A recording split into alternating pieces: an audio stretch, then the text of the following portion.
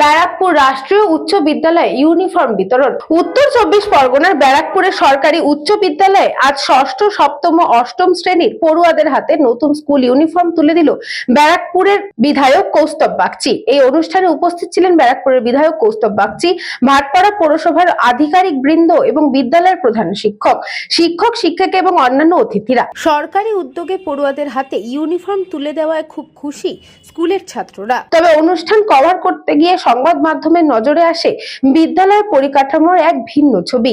বিদ্যালয়ে একাধিক জালনার বেহাল দশা, এছাড়াও স্কুলের ভবনের ছাদেও বেহাল দশার অভিযোগ রয়েছে বলে জানা যায়। স্কুলের জালনা খুলে পড়েছে এবং ছাদের অবস্থা খুব খারাপ। এই নিয়ে ব্যারাকপুরের বিধায়ক কৌস্তব বাগচি জানায়, আমি এই নিয়ে কথা বলছি, যত তাড়াতাড়ি ঠিক করা যায়। এই নিয়ে স্কুলের প্রধান শিক্ষক বলেন, আমরা এমএলএ সাহেবকে চিঠি করেছি, তিনি আশা করছেন যত তাড়াতাড়ি সম্ভব কাজটি সম্পন্ন করবেন। ঐতিহ্যশালী স্কুল, কিন্তু দুর্ভাগ্যের বিষয় বিগত কয়েক বছর ধরে অত্যন্ত খারাপ পরিস্থিতি।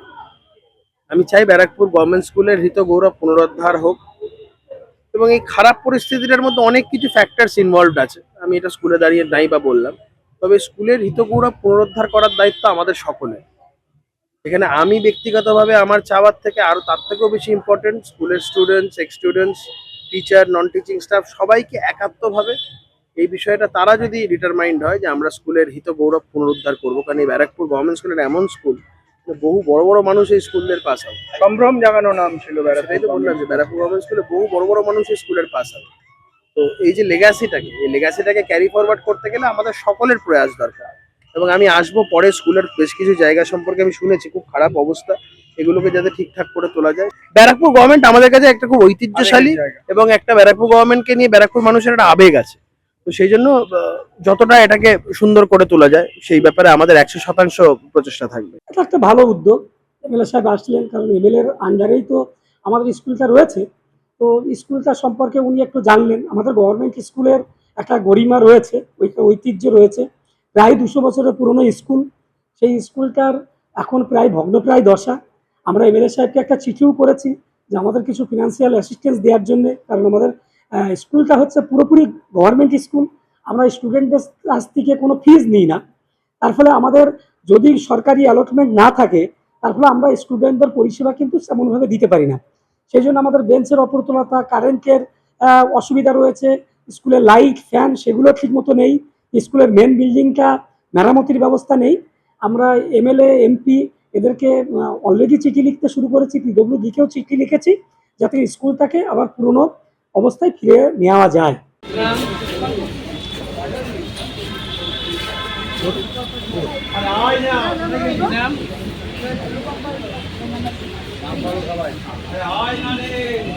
রোল নাম্বার 2 ছিল।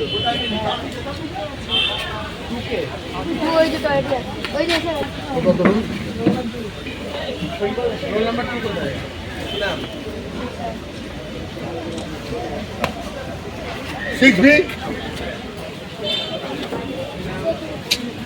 উজ্জ্বল শীলের report, news Banga time. St. Augustine's Day School, Barakpur. Success for every child. Admission open session 2026 to 2027. Contact number 9007934555. AM Jewelers Ichhapur Anandamath. আমাদের মেকিং চার্জ 3%। আমাদের লাইভ দেখুন JM Jewelers ফেসবুক পেজে প্রতিদিন রাত 7:35 আমাদের ভিডিও শেয়ার করলে পেয়ে যাবেন সোনার নাকছাবি একদম ফ্রিতে। ঠিকানা ইছাপুর আনন্দমঠ, উত্তর 24 পরগনা। যোগাযোগ 7439131404। আমাদের অনলাইন ডেলিভারির ব্যবস্থা আছে।